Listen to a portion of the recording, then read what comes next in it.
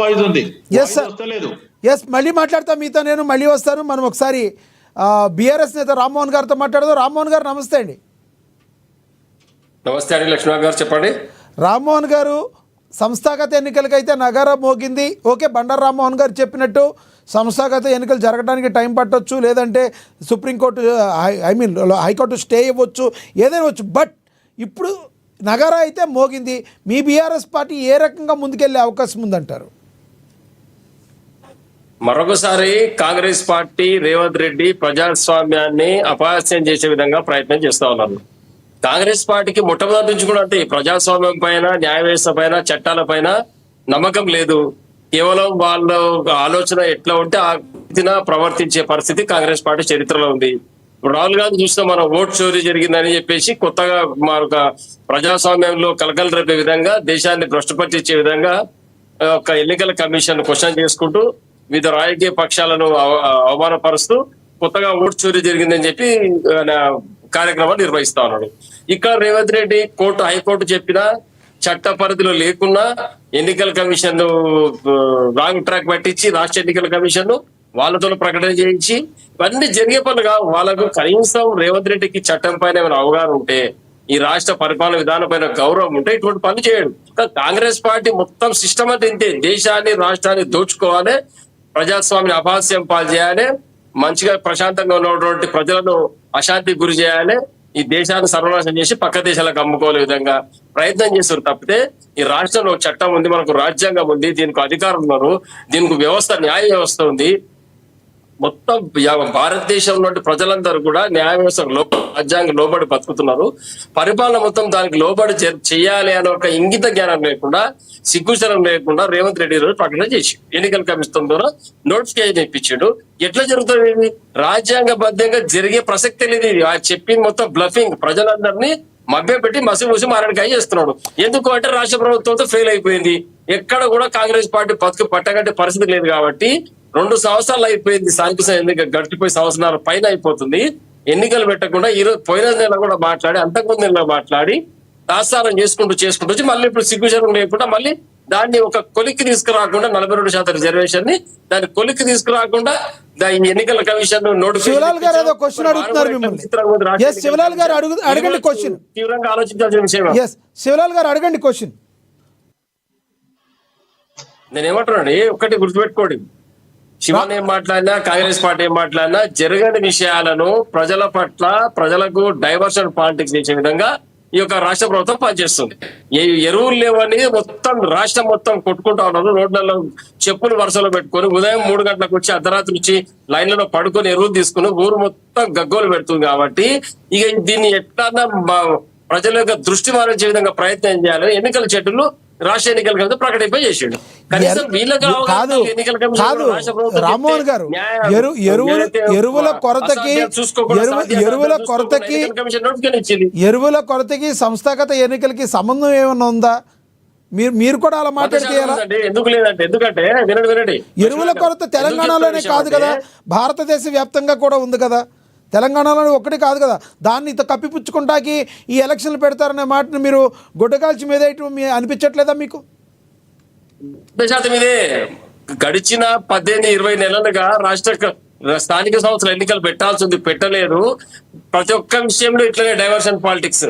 ఏదో ఒక సమస్య, విద్యార్థులు నిరుద్యోగుల సమస్య, మూసి సుందరీకరణ పరిస్థితి, హైడ్రా, ఏదో ఒక దానిపైన ప్రజలు చీవాటు పెడతా ఉన్నాడు, తిట్లు తింటా ఉన్నాడు, వస్తా ఉన్నాడు. యూరియా కొరత ఇబ్బందికరం. రాష్ట్రం కమిషన్ హైకోర్టు ఏం చెప్పిందండి? ఈ యొక్క సమస్యను సాల్వ్ చేసి మీరు ఎన్నికల్లో వెళ్ళమని చెప్పింది. మీరు సమయం అడిగారు, మాకు నెల కావాలని. నెల రోజులు గడిచిపోయినా సమస్యను సాల్వ్ చేయకుండా, దాన్ని పరిష్కారం చేయకుండా ఎన్నికల కమిషన్ తో మళ్ళీ నోటిఫికేషన్ ఇప్పించామంటే దీనికి అర్థమేమనుకోవాలి మరి? అంటే ముఖ్యమంత్రి రేవంత్ రెడ్డి గారు నీతివంతుడు, ఈయన అన్ని సక్రమంగా చేస్తున్న రాజ్యాంగబద్ధంగా అన్నప్పుడు ఈ 42% రిజర్వేషన్ దీని సక్రమంగా జరుగుతుందా, దీన్ని ఆమోదిస్తారని గతంలో కూడా మాట్లాడుకోవడం జరిగింది. దీని 42% బిల్లు అక్కడ పంపితే ఎందుకు తిరిగి వచ్చింది? మరి నీకు తెలివి లేదా, మరి రాష్ట్రంలోకి తెలివి లేదా, వాళ్ళకి బిల్లు రూపొందించి తెలివి లేదా? ఎవరు ఎందుకు ఇట్లా చేస్తున్నారు కావాలని అంటే ఈ రాష్ట్ర ప్రభుత్వం పరిపాలన విఫలమైపోయింది. కాబట్టి నిరంతరం ఏదో ఒక ఇష్యూను రగులుతూ ఉంటే, రావణ కాష్టంలాగా రగులుతూనే ఉంటారు ఈ రాష్ట్రం. అసలు విషయాలకు పోతాయి కాబట్టి ఇటువంటి పనులు చేస్తా ఉన్నారు. సరే మీరు అన్నట్టుగా ఎరువుల విషయం కాకపోవచ్చు, మరి 42% రిజర్వేషన్ ఇస్తా అని చెప్పిన వ్యక్తి రాజ్యాంగబద్ధంగా దీన్ని ఎందుకు ఆమోదించుకోలేకపోయింది? మరి ఎవరి తప్పు ఇందులో ఉంది? కాబట్టి దీనిపైన ఆయన వివరణ ఫస్ట్ ఎవరైనా ఇవ్వకుండా నేను ఇచ్చేసిన మీరు తాంబూలాలు ఇచ్చిన తనుగు సావాడు అన్నట్లు చాట్ల తవడు పెట్టి కుక్కలకు పంచాయతీ పెట్టే విధంగా ఈ పరిస్థితి ఉన్నది. ఎవరో ఒకరు పోతారు కోర్టుకు, ఎలక్షన్ ఆగిపోతుంది, దాని బాధ్యత ఉన్నప్పుడు దీనికి ఎవరు సమాధానం చెప్తారండి?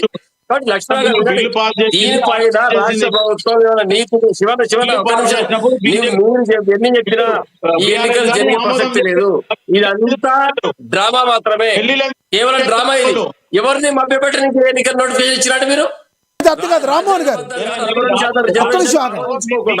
ఎట్లా నోటిఫికేషన్ ఇస్తారు మీరు?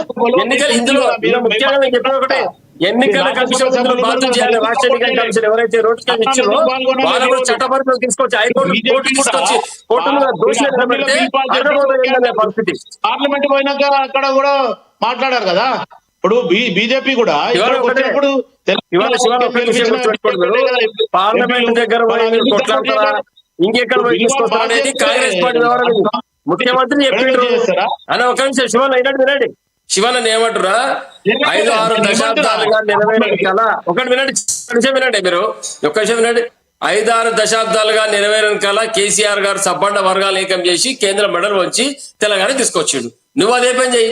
కాంగ్రెస్ పార్టీ కూడా రాష్ట్రం మొత్తం ఏకం చేయి, నీ ఇండియా కూటమి ఏకం చేయి, దేశం మీద పోరా, జాతీయ ఎవరైతే అధికారం ఉన్నారో దేశంలో వాళ్ళతో కొట్లాడు, పోరాటం చేసి పార్లమెంట్ బిల్లు పెట్టించుకొని పాస్ చేసుకొని తీసుకొచ్చి ప్రజల ముంగల పెడితే నీకేమైనా నీ పార్టీకి నీకు 2 మాటలు సంతోషంగా మాట్లాడు తెలంగాణ ప్రజలు బీసీ వర్గాలు. కానీ నువ్వు కేవలం అలవి కానీ హామీలు ఇచ్చి ప్రజలను మభ్యపెట్టే విధంగా బీసీలను పిచ్చోలను చేసుకు వాళ్ళు బీసీ సంఘాలతో పాలాభిషేకాలు చేసుకుంటూ ఎవరైతే బీసీ సంఘాలు ఉన్నారో వాళ్ళ అధ్యక్షులు కానీ రాష్ట్ర కమిటీలు కానీ వాళ్ళకు కూడా అవగాహన లేదు దీనిపైన. వాళ్ళు కూడా ఎవరు అధికారులు ఒకటి అలవి గాని హామీలు. రామ్మోహన్ గారు ఒక్క క్వశ్చన్. రామ్మోహన్ గారు అలవి గాని హామీలు అని మీరు అంటున్నారు, మరి ఈ బీసీలకి ఇంత % రిజర్వేషన్ కావాలని మీ పార్టీ నేత జాగృతి అధినేత కవిత గారే కదా తీసుకొచ్చింది ప్రధానంగా డిమాండ్, ఇదంతా మాకే చెందుద్దని మరి ఆవిడే చెప్తున్నారు కదా, అవుద్దనేనా? ఒకటే చెప్తున్నాండి, వినండి, బీసీలకు 42% రిజర్వేషన్లు మేము కూడా చెప్తా ఉన్నాము. దాన్ని ఎట్లా తీసుకురావాలని అధికారంలో ఉన్నటువంటి రేవంత్ రెడ్డి మాట్లాడింది కదా, మేము తప్పంటలేం కదా. దాన్ని నువ్వు చేసే విధానం లేదు, నీకు అబద్ధాలు ఎందుకు మాట్లాడుతున్నావు? చేతనైతే లేదు, ఢిల్లీకి పో, ప్రధానమంత్రి గారి దగ్గర కూర్చో, సుప్రీంకోర్టు దగ్గర పో, రాజ్యాంగం ఎట్లా మిగతా ఎంపీల లాబింగ్ చేయి. ప్రధానమంత్రి గారి దగ్గరికి రేవంత్ రెడ్డి గారు వెళ్తుంటే ఆ రేవంత్ రెడ్డి గారు ప్రధానమంత్రి గారితో లాలుచి పడిపోయారని మీరు మాట్లాడుతున్నారుగా, ఊరికే ఢిల్లీ వెళ్తున్నారని మీరే అంటారు. రాజకీయ విషయాలు ఆయన బడే అదే చెప్తున్నామండి. రాజకీయ విషయాల్లో లాలుచి పడి ఓటుకు నోడు దొంగ కేసుల్లో అరెస్ట్ కాకుండా జైలుకు పోకుండా తప్పించుకొని తిరుగుతున్నాడు. మరి అది కాపాడుకొని వచ్చినప్పుడు ఈ 42% రిజర్వేషన్ బిల్లు ఎందుకు తీసుకురాకపోతున్నాడు మాట్లాడుతున్నాం మేము. దీనిపరంగా సమాధానం చెప్పాల్సిందే రేవంత్ రెడ్డి. ఎందుకు ఇట్లా అలవి గాని హామీలు ఇవ్వడం, అబద్ధం బూటకు మాటలు మాట్లాడడం, ఇలా బీసీలందరూ పిచ్చోలో చేస్తున్నాడు. ఈ బీసీలు మొత్తం తిరగబడి తన్నే రోజు వస్తుంది రేవంత్ రెడ్డిని గుర్తుపెట్టుకోవాలి. ఎందుకు అబద్ధాలు మాట్లాడి ఎన్నికల కమిషన్ నోటిఫికేషన్ ఇచ్చి నిలబడుతుందా? ఇది ఒక్కసారి చెప్పండి. మీరు ఆలోచన చేయండి. ఈ యొక్క నోటిఫికేషన్ నిలబడి ఎన్నికలు రాజ్యాంగ బద్దమేనా? ఇది చట్టం ఒప్పుకుంటుందా? కోర్టు ఒప్పుకుంటుందా? ఎందుకు ఇటువంటి పనులు చేయాలంటే మళ్ళీ ఒక 2 నెలలు డ్రామా ఇదంతా పబ్లిక్ దృష్టి ఈ డ్రామా చేసి మళ్ళీ మేమేం చేసామంటే నేను నోటిఫికేషన్ ఇచ్చినా వాళ్ళు ఇవ్వలేదు. నెపం పక్క వాళ్ళని నెట్టేది కాదండి. ఈయన ఒక రాష్ట్ర ముఖ్యమంత్రిగా ఈయన చేయాల్సింది చెప్పాల్సింది నీతి నిజాయితీ రాజ్యాంగ బద్ధంగా ఏదైతే జరుగుతుందో, చట్టపరంగా ఏదైతే అనుకూలంగా ఉందో, ఏదైతే కరెక్ట్ గా ఉంటుందో అది చెప్పాలి, అది చెప్పిన విధంగా చెయ్యాలి. కానీ చట్టంలో లేనిది రాజ్యాంగ బద్ధంగా క్లియర్ గా అంది అబద్ధాలు చెప్పి అది అయితే లేదు.